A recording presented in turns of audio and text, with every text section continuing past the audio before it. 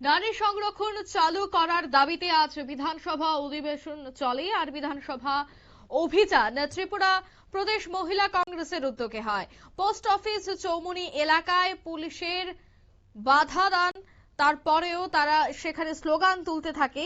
নারী সংরক্ষণ চালু করার দাবি জানিয়ে আজ ত্রিপুরা প্রদেশ মহিলা কংগ্রেস বিধানসভা অভিযানের ডাক দিয়েছিল এবং সে অনুযায়ী তারা মিছিল করতে বেরোলেই কংগ্রেস ভবনের সামনে তাদেরকে আটকে দেওয়া হয়। সেই ছবি আপনারা দেখতে পাচ্ছেন। মহিলা কংগ্রেসের পক্ষ থেকে এই মিছিলটি উদ্যোগ নেওয়া হচ্ছিল, ঠিক অন্যদিকে মহিলা পুলিশের দ্বারাই একেবারে কংগ্রেস ভবনের সামনেই সেই মিছিলটি আটকে দেওয়া হয়। সকাল থেকেই প্রস্তুত ছিল পুলিশ এবং তাদের মিছিল শুরু হওয়ার আগেই পুলিশ কিন্তু বাধা দেয় এই মিছিলে।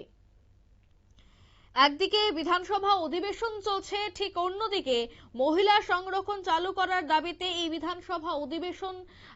বিধানসভার অভিযানের কর্মসূচি হাতে নিয়েছে কংগ্রেস, আর তাতেই পুলিশের এই বাধা দান। কি উঠে আসছে বিস্তারিত শোনাবো।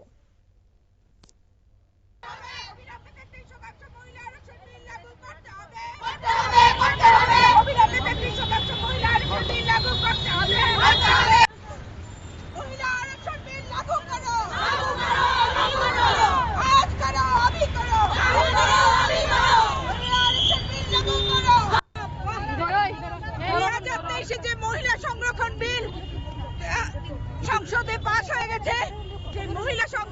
মহিলা সংরক্ষণ বিল নিয়ে বিজেপি যে ন্যাক্কারজনক খেলায় মেতেছে তার বিরুদ্ধে আমরা প্রতিবাদ জানাতে আমরা আজকে সমবেত হচ্ছে। বিধানসভা অভিযানের উদ্দেশ্যে আমরা বেরিয়েছি, কিন্তু আমাদের ভবনের সামনে এই ব্যারিকেড দিয়ে আটকে দেওয়া হয়েছে। এটা বিজেপির তানাশাহির আরেকটি নিদর্শন আপনারা নিজ চোখে দেখলেন এবং দেশের জনগণ জেনে গেছে ওনা মহিলা সংরক্ষণ বিলের নামে যে ওনাদের রাজনৈতিক উদ্দেশ্য চরিতার্থ করার জন্য চেয়েছিল ডিলিমিটেশন, সেটা ধ্বনি ভোটে যখন পাস হয়নি তখন ওনারা কংগ্রেস এবং বিরোধী দলগুলির উপর কালিমা লিপ্ত করে ওরা চেয়েছে যে আমরা জাতীয়বাদী কংগ্রেস দল আর পেছনে যাওয়া যাবে না। আপনারা শুনলেন, তাদের অভিযোগ হচ্ছে যে 2023 সালে মহিলা বিল পাশ হয়ে গেছে, তারপরেও কেন্দ্রীয় সরকার, বর্তমান বিজেপি সরকার এই বিষয়টা নিয়ে খেলা করছে। নিন্দনীয় ঘটনা বলে তারা আখ্যায়িত করেন।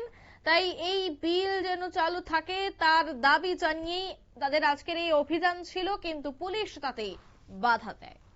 নিয়ে নিচ্ছি ছোট একটি বিজ্ঞাপন বিরতি, সঙ্গে থাকুন।